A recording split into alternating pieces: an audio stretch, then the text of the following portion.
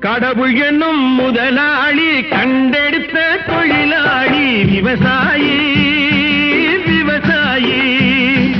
கடவுள் என்னும் முதலாளி கண்டெடுத்த தொழிலாளி விவசாயி விவசாயி.